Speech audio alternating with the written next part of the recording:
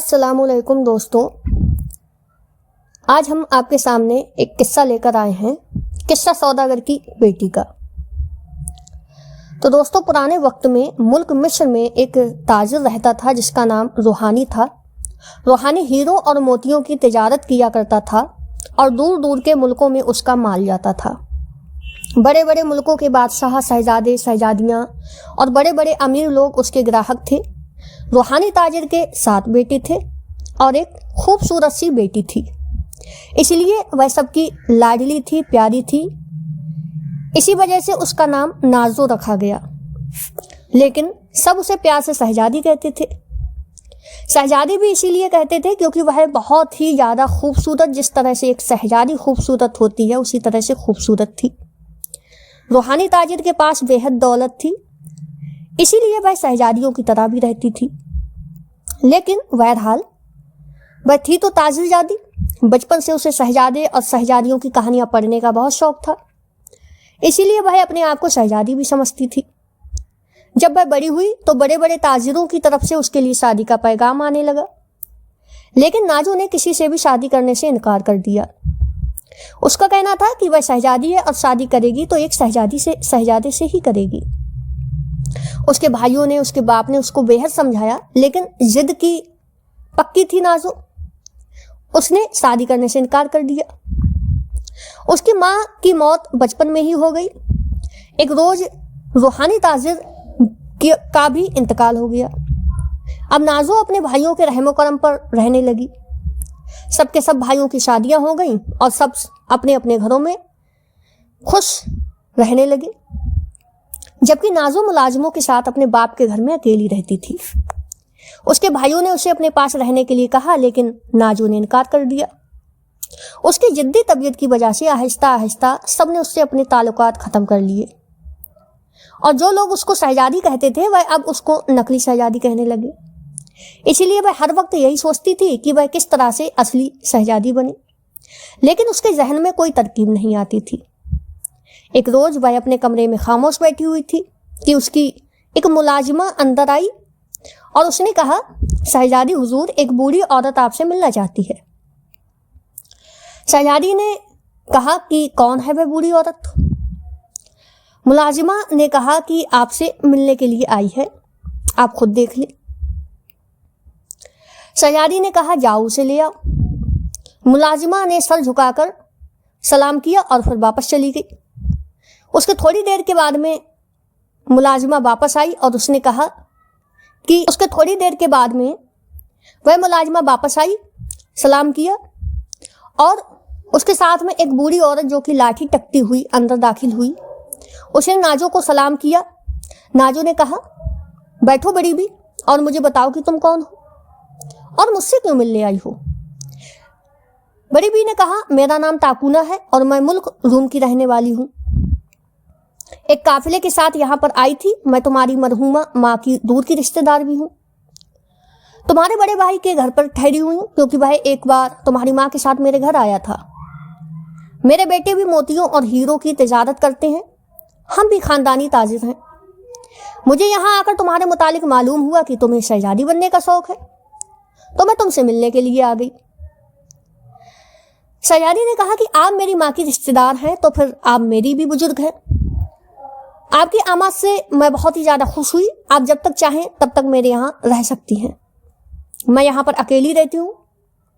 बूढ़ी औरत ने बहुत खुश होकर कहा, बेटी, तुम्हें एक बात बताना चाहती हूँ। अगर तुम इजाज़त दो या तुम हिम्मत करो तो तुम नकली की बजाय असली शहजादी भी बन सकती हो और तुम्हारी शादी एक खूबसूरत और बहादुर शहजादे से हो सकती है जो वली अहद है, इसलिए वह बादशाह भी बन जाएगा। इस तरह तुम शहजादी के बाद मलका भी बन सकती हो। बूढ़ी औरत ने कहा तो नाजो बहुत खुश हो गई और बोली, कैसे बूढ़ी अम्मा, मुझे बताओ, क्या ये सब कुछ हो सकता है? बूढ़ी अम्मा ने कहा, बेटी, तुम्हारे मुल्क मिस्र से एक माँ की मसाफत पर एक और मुल्क है जिसे सासनाडू कहते हैं। इसलिए बादशाह ने शहजादा जानदार को पाला और उसे वली अहद बना लिया। लेकिन आज से 2 साल पहले की बात है। एक बार वह अपने साथियों के साथ जंगल में शिकार खेलता फिर रहा था कि वहां पर एक जादूगर गुजरा। उस जादूगर ने शहजादे के शिकार को उसे जबरदस्ती छीनना चाहा। उस पर शहजादे ने उसे मना किया तो जादूगर को गुस्सा आ गया। उसने जादू के जोर से शहजादे को नौजवान से बच्चा बना दिया और अपने एक खास परिंदे को हुक्म दिया कि वह शहजादे को उठाकर किसी वीराने में फेंकाए। चुनाचे वो परिंदा जो सब्जी रंग का था और जिसकी दुम किसी अजदे की जैसी थी, शहजादे को अपने परों पर बिठाकर ले गया और उसने शहजादे को बहुत दूर वीरान में ले जाकर फेंक दिया और जादूगर कहकहाते लगाता हुआ वहां से गायब हो गया। शहजादे के साथ बेचारे रोते पीटते वापस आए तो बादशाह बहुत परेशान हुआ। उसने फौरन शाही नजूमी को बुलाकर उससे पूछा तो शाही नजूमी ने हिसाब करके बताया कि इस जादूगर का नाम अजदा जादूगर है और उसके गले में हर वक्त एक इंसानी खोपड़ी लटकी रहती है और वह अपने सर पर एक अजदे को लपेटकर उसकी पगड़ी बनाकर पहनता है। वह बहुत ताकतवर जादूगर है, इस कदर ताकतवर की तमाम सरबाए और शहंशाह पर साया भी उससे डरता है। अजदा जादूगर काले के पहाड़ों के अंदर एक शानदार महल में बादशाहों की तरह रहता है। सब्जी परिंदा उसका खास परिंदा है जिसे वह अजदा परिंदा कहता है। असल में यह परिंदा बहुत ही ज्यादा ताकतवर है जिसे अजदा जादूगर ने परिंदे की शक्ल दे दी है। यह अजदा परिंदा पंख मारकर चट्टानों को अपनी जगह से हिला देता है। शाही नजूमी ने बताया कि इस परिंदे ने शहजादे को मुल्क चीन के वीरान में जाकर फेंका है और शहजादा वहां एक गार में मौजूद है। यह सुनकर बादशाह ने फौरन सिपाहियों का एक तेज रफ्तार दस्ता मुल्क चीन की तरफ रवाना कर दिया। मुल्क चीन शासन से ज्यादा फासले पर नहीं, चुनाचे मुसलसल सफर करते हुए आखिरकार ये दस्ता 3 रोज बाद इन वीरानों में पहुंच गया जहां शहजादा जानदार गार में छुपा हुआ था। शहजादे ने जब अपने साथियों को पहचान लिया तो वह उनके साथ अपने मुल्क में वापस आ गया। फिर बादशाह ने उस अजदा जादूगर के खात्मे और शहजादे के ठीक होने के लिए शाही नजूमी को दोबारा हिसाब करने के लिए कहा तो शाही नजूमी ने हिसाब लगाकर बताया कि इस अजदे जादूगर और उसका अजदे परिंदे का खात्मा कोई औरत कर सकती है, मर्द नहीं कर सकता। इस पर बादशाह ने ऐलान कर दिया कि जो औरत सांप बादशाह और अजदे परिंदे का खात्मा करेंगी, शहजादे जानदार को उसकी असली हालत में ले आएंगे, उसे बादशाह अपनी बेटी बना लेगा। इस तरह वह औरत शहजादी बन जाएगी और फिर उसकी शादी शहजादे जानदार से कर दी जाएगी जो कि बेहद खूबसूरत बाजिया बहादुर और दलेल शहजादा है और बादशाह शहजादी की शादी के बाद तख्त ताज उसी के हवाले कर देगा। इस तरह शहजादा मुल्क शान का बादशाह बन जाएगा और वह औरत मुल्क शशनाडु को तफसील बताते हुए कहा। नाजो बड़े गौर से ये सारी बातें सुनती रही। बूढ़ी औरत की बात सुनकर उसकी आंखों में एकदम चमक आ गई। नाजो ने कहा, बूढ़ी अम्मा, मैं सजदे जादूगर और इस अजदे परिंदे का मुकाबला कैसे कर सकती हूँ? मैं तो जादू भी नहीं जानती। अगर तुम ये काम करना चाहती हो तो फिर तुम उसे तलाश करो और बूढ़ा किसी जमाने में बहुत बड़ा जादूगर रह चुका है। फिर इसने जादू करना छोड़ दिया और मुल्क शान में आकर गुमनामी की जिंदगी बसर करने लगा। सिवाय मेरे और कोई नहीं जानता कि वह बहुत बड़ा जादूगर है, लेकिन मैं ये नहीं जानती कि वह रहता कहाँ है। मगर तुम कोशिश करो तो उसे तलाश कर सकती हो और जब वह मिल जाए तो उसे मेरी ये अंगूठी दे देना और उससे कहना कि वह तुम्हारी मदद करे। मुझे यकीन है कि वह तुम्हारी अंगूठी की वजह से तुम्हारी मदद करने पर तैयार हो जाएगा। अगर वह तुम्हारी मदद के लिए तैयार हो गया तो फिर यकीनन इस मुहिम में कामयाब हो जाओगी। ये सारी बातें बूढ़ी औरत ने कही और उसके साथ अपने हाथ में पहनी हुई उंगली को निकालकर, जो कि बेइंतहा कीमती अंगूठी थी, उसने नाजू को दे दी। नाजू ने बूढ़ी का शुक्रिया अदा किया। फिर जब वह बूढ़ी औरत वापस चली गई तो नाजू ने उसी वक्त मुल्क शान जाने की तैयारी शुरू कर दी। इत्तेफाक से एक बहुत ही बड़ा काफिला इन दोनों मुल्क शान जाने वाला था। चुनाचे नाजू इस काफिले के साथ शामिल हो गई और फिर 1 माह की मुसाफिर के बाद वह शासनाडु नाजू भी उसी सराय में रुक गई क्योंकि मसलसल सफर करके वह बहुत थक चुकी थी। दूसरे रोज सुबह उठकर उसने गर्म पानी से गुस्ल किया और अपना बेहतरीन लिबास पहनकर उसने शाही तलवार अपनी कमर में बांधी और घोड़े पर सवार होकर वह शाही महल की तरफ रवाना हो गई। शाही महल में उससे किसी ने पूछा कि आपने किससे मिलना है?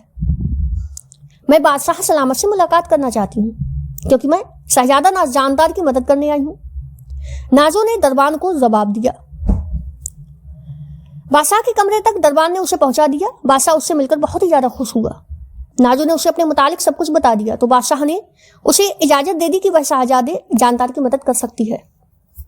फिर शहजादा जानदार को भी बुलाया गया और नाजो ये देखकर हैरान रह गई कि वह बिल्कुल 4 साल का छोटा बच्चा था, लेकिन उसका लिबास शाही था, उसके चेहरे पर बेपनाह वकार था। शहजादा जानदार ने अपनी तोतली जबान में उसका शुक्रिया अदा किया।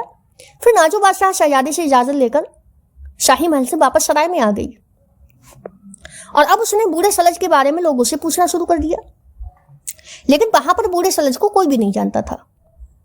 मुसलसल उसने सारे शहर में बूढ़े सलज की तलाश की, लेकिन एक दिन वह कामयाब हो गई। एक बच्चे ने उसे बूढ़े सलज के बारे में बताया और उसके मकान तक पहुंचाया।